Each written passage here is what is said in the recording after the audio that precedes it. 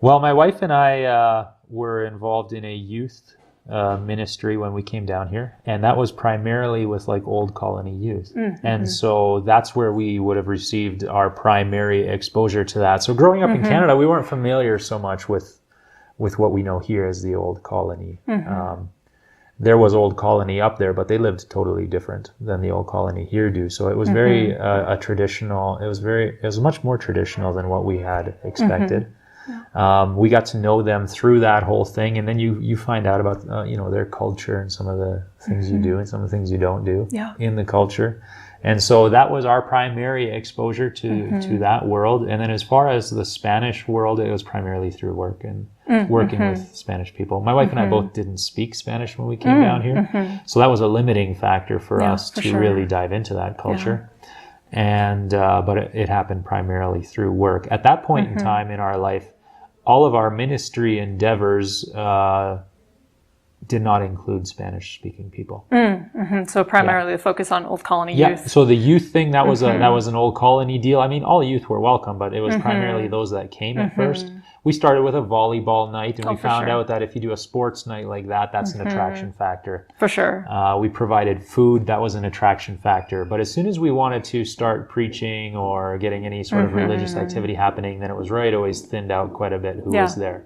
Absolutely. But we did the volleyball thing once a week, and we used that as a way to attract them and gain their trust. And then over some months, we were able to start having some conversations with them. And then our church that we were involved with was a Mennonite church, and there was no Spanish-speaking people in the church either. And so anything that had to do with outreach or ministry was very much just the German-speaking Mennonites. And during that time, focusing primarily on the Old Colony youth, what was the reaction from some of the Old Colony churches that you were encountering their youth? A lot of resistance, for sure. Even not just from the Old Colony churches, even the other Mennonite churches around here, there was a lot of resistance. What we did is we had a once-a-month gathering eventually after about a year or so in the youth ministry. We had a once-a-month gathering where all the youth were welcome from any church, whatever. It was just, it was a non-church affiliated ministry, and so we had some doors open because of that. But we had resistance from pretty much all the churches. They would put in their bulletins, don't go to the Dream Center or things like that, right? That type of resistance. And I think looking back on it now, it wasn't all without reason. We didn't have the strongest levels of communication with the churches. And so they weren't quite sure what we were all about, right? But there was definitely resistance because we did things a little bit differently. We were a little bit more like the way our service style was, and the worship music that we sang was a little bit more contemporary. And so we were pushing some cultural boundaries there without us even knowing it, but we really were.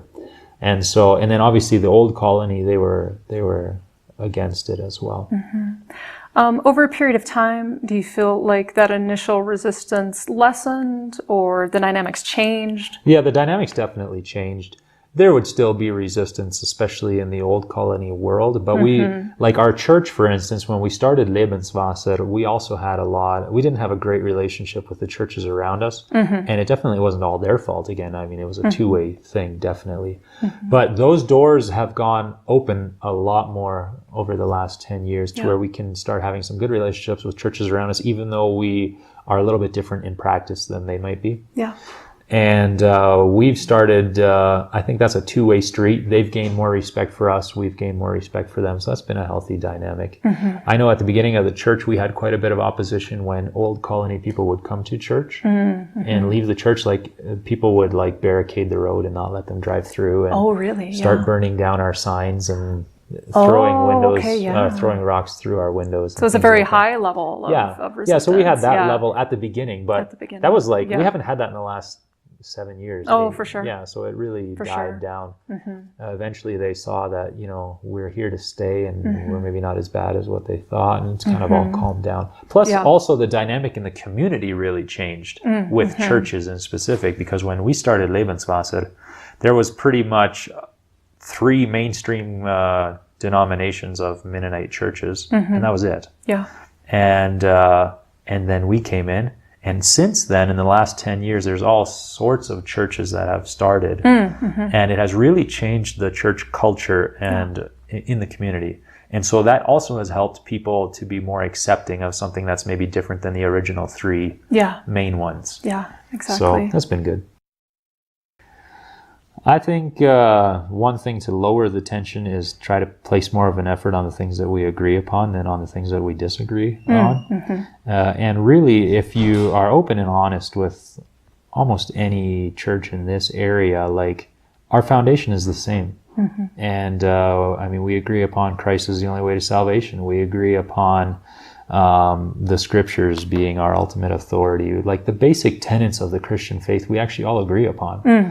Where the disagreement comes in is, how do we now live that out in practice? Yeah. That's the disagreement. Yeah. And so if we would focus on the disagreements, then it wouldn't make it any better. But if we focus on what we can do together and try to make more of an effort to actually work together and accomplish the cause of Christ together as churches, that alone opens up the doors more for fellowship.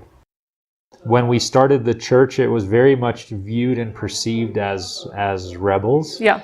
Right? Yeah. And then that resulted in exiles. Yeah.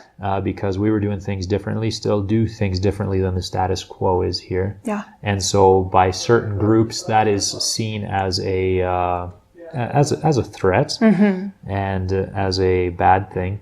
But lately, by the grace of God, I would say it's becoming even more bridge building, which is, I view that as a very healthy thing, because I feel like as long as we have our foundation the same, which is Christ and Him being the only way to salvation, then really we're all on the same team. Yeah.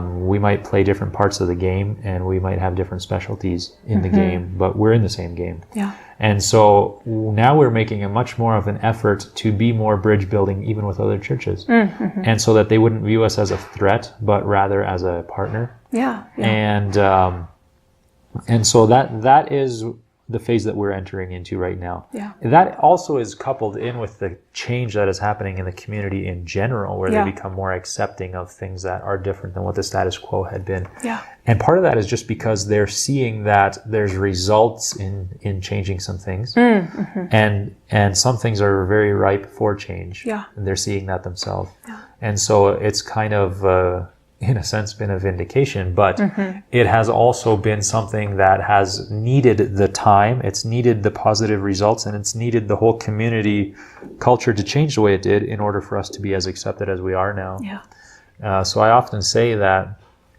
10 years ago, Lebenswasser started.